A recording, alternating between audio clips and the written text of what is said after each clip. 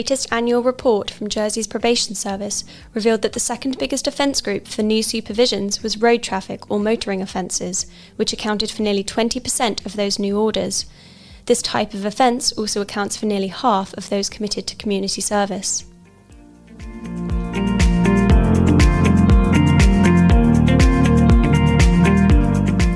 In late 2021, Driver and Vehicle Standards, in partnership with the Probation Service, established the Roadsafe Programme, which is available for young people who have appeared at Parish Hall or court for motoring offences.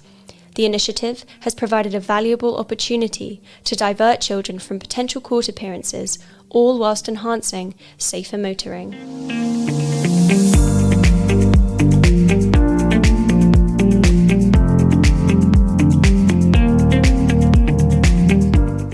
Gordon Forrest, the head of DVS, spoke to Express about the programme, what it entails, its successes, and the wider plan to improve road safety in the island.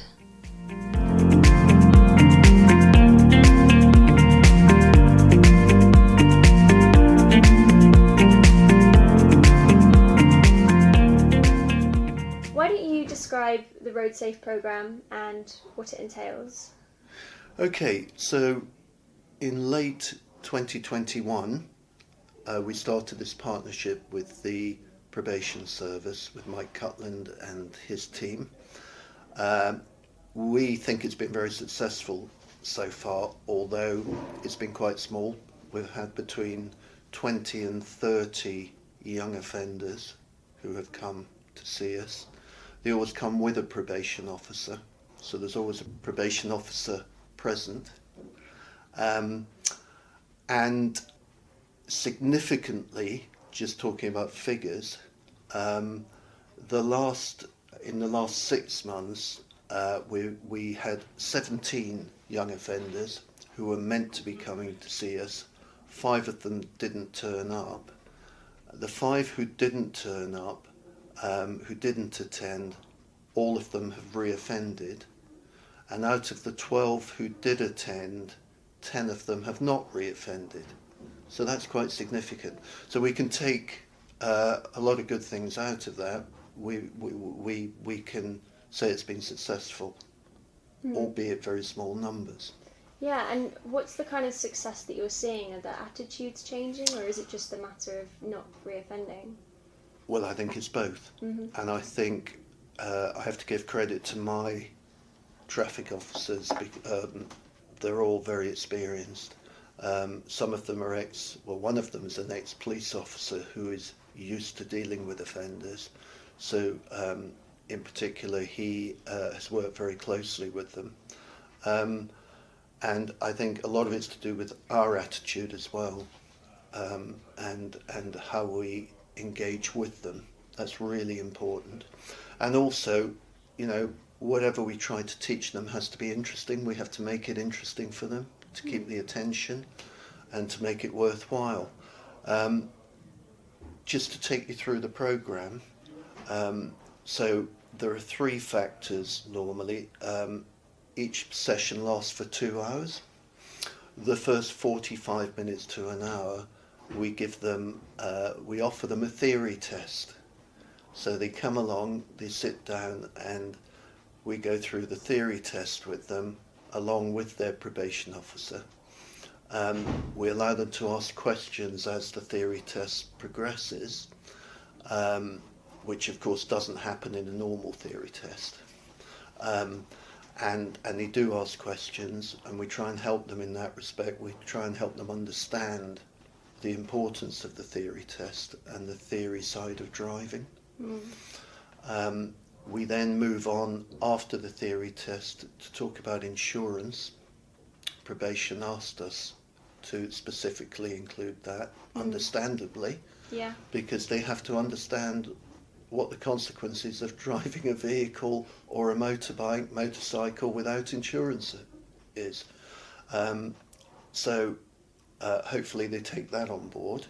And then the third part of it, we take them into the test station at DVS, and we go through firstly the motorbike periodic technical inspection, and we show them what we look for in motorcycles and how to maintain their motorcycle, and then we move on to vehicles after that.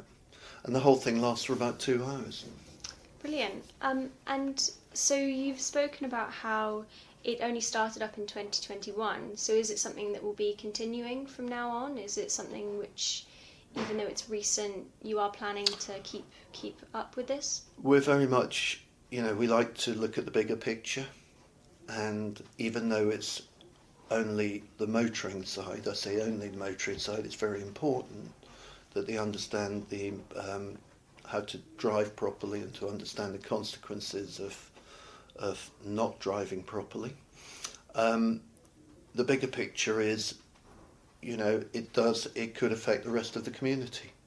So part of it is, yes, to teach them properly about driving, and secondly, and driving offences, and secondly, it's a way of, if you want, it's stopping them reoffending, which of course is protecting the public. So there's a huge community aspect, and because of that, we will be carrying on. We do it in my traffic officer's spare time, out of hours. But they're very keen, as am I. They're very keen to make sure that we make good progress with this. And given the figures so far, it started off pretty well. And do you think the numbers will expand? Do you think you'll be able to take more people on? I don't know. In a funny sort of way, you don't want the numbers to expand because you want the offenders to be minimal. Exactly. However, that's really down to the probation service. If they come to us and want more young offenders coming to us, we'll do it. We normally, it's not too arduous from our point of view because one, we do it out of hours. Secondly, we do it about once every 3 months. Given the small numbers at the moment. So what sort of ages are the offenders that come to you for the programme? These are young offenders. I say young offenders rather than young drivers. Some of them are 15, 16, 17. They're young offenders. Some of them following appearances at the Parish Hall or in court. So this is specifically to avoid them reoffending. And do you think it's important at that young age to have a programme like this which will aim at changing attitudes? Yes, I do think it's important. However, I repeat, the onus is on us at DVS to make it interesting, because if it's not interesting, they won't listen, and the word will get round probably, and we'll have more non-attendees. But clearly we do make it interesting. They find it interesting, and would like to go from strength to strength with the probation service. And if there are any other areas where we can help probation, we will do. We already work very closely with the police and the honorary police on road safety initiatives. Road safety clearly is very high up on our agenda because that's what we're all about. That's why we're here. And there's a new road safety strategy being put together at the moment, and there's funding for it. So, we'd like to go from strength to strength. It's particularly, for me, it's an area that I'm very interested in and want to get more involved in. Could you talk a bit about what's going to be in that road safety strategy, or what kind of action there might be in that? I'm not leading it, but I know quite a lot about it, and it's following the road safety guidances in the UK and the road safety strategy in the UK, and it's all about agencies working together. Over here it would be ourselves, the parishes, States of Jersey Police, the honoraries, any other agencies involved affected by road safety, and introducing more and more road safety initiatives. I can't be more specific than that, and it's, this is a long-term programme, and the whole idea of it clearly is to reduce accidents, reduce casualties, fatalities, and to make our roads safer. Is that something which is an area of particular concern at the moment in the island? I think one has to look at it as preventative as opposed to reactive. There's no point in waiting till things happen. There's no point in waiting till commercial vehicles, till the brakes fail and they go down a hill and plough into a bus stop. It should be preventative, and there's plenty of work to be done in the preventative area. And it's all about, we live in a very small island where it's all about sharing of space, whether it's commercial vehicles, cars, motorbikes, pedestrians, and it's all about each individual recognising they have a responsibility to the other road user. Definitely. So you say it's going to bring us in line with the UK, I think, is what you said. So are we maybe a bit behind the UK? No, I don't think we're behind the UK. I think living in a small, heavily populated island with a huge number of motor vehicles, there are 126,000 motor vehicles on the register. We have to manage the space slightly better than we are at the moment, and that's not we DVS or we government or the public, it's all of us together. And how do we manage that space? I'm intrigued. We have to be more aware of our own responsibilities, the way we drive our vehicles, the way we use that space, and a lot of it's consideration for other users, driving within speed limits, driving responsibly, and riding bicycles responsibly. Yes. You know, most cyclists are very responsible. However, there's a minority who are not. And that's the same with motorcyclists, same with cars, same with cars. Yeah, that was a question of mine actually. Do you see a change happening with the amount of people using e-bikes and sort of people calling for better paths for bikes? Is that changing how you operate as well? Well, there's the continuous effort to improve with sustainable transport, taking all the different factors into consideration.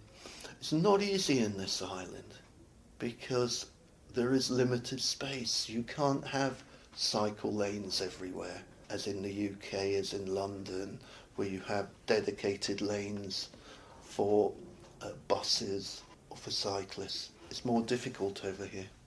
I think as well we were going to talk about changing driver behaviour more generally. So the Roadsafe Programme is one of those initiatives. But earlier this year, the state's police said they were trying to change driver behaviour and address the concern of speeding and driving offences in the island, which had been on the rise recently.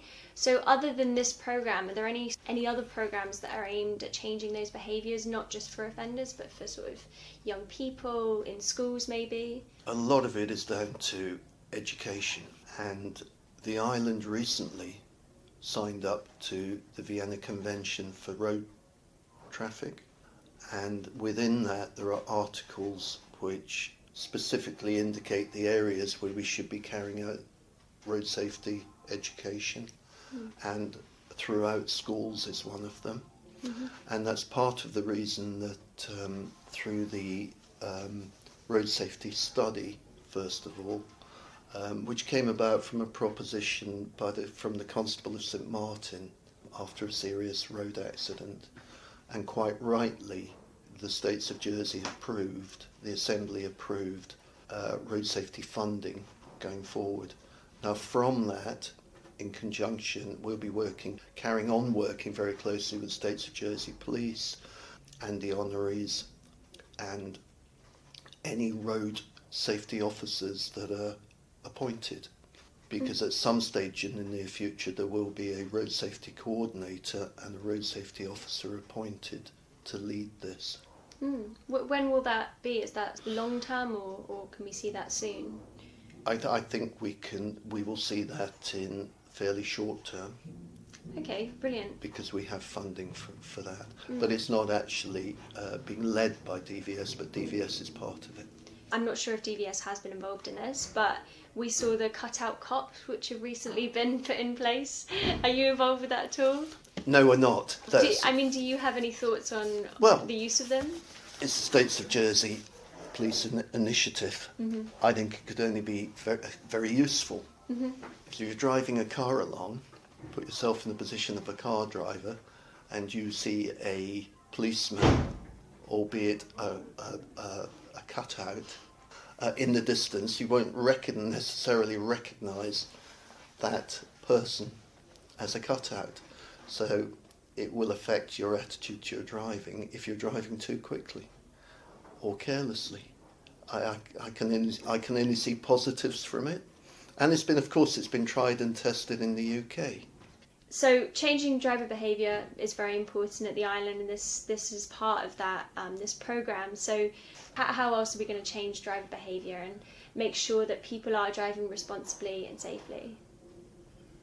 Principally, it's about education, and that's education right the way through from a young age at school. I think in France they start giving road safety related education to primary school students, and it should be all the way through school.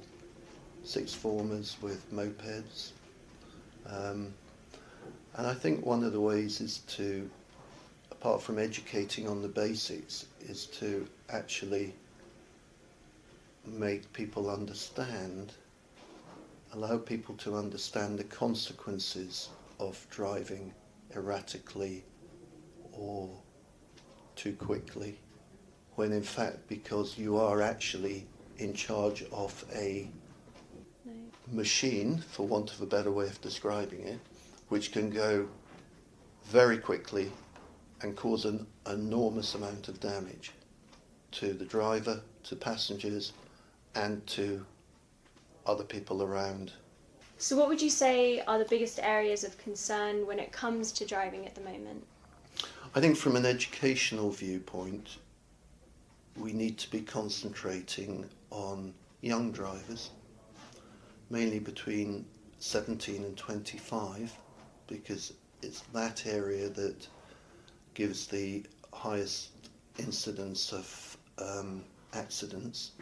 Particularly with young drivers, there's an issue with distraction.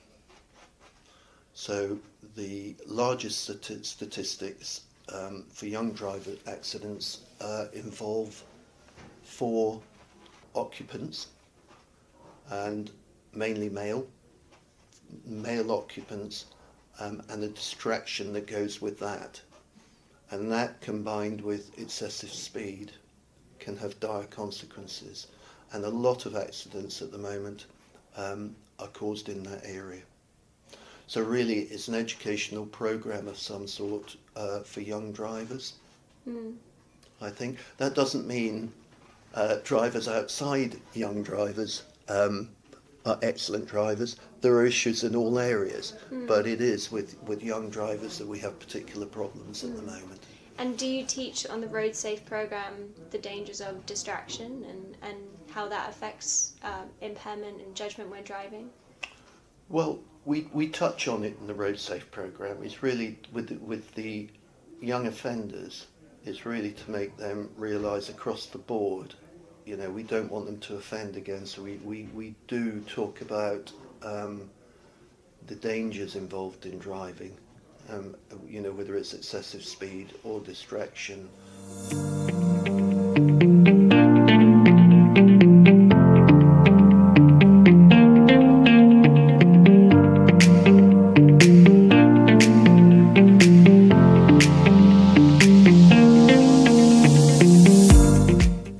Thank you to Gordon Forrest, and thanks for listening to the Bailiwick Podcast. Keep up with all the latest news by visiting bailiwickexpress.com or reading our sister publication, the JEP. More next week from me, Kelly Frost, and the rest of the team.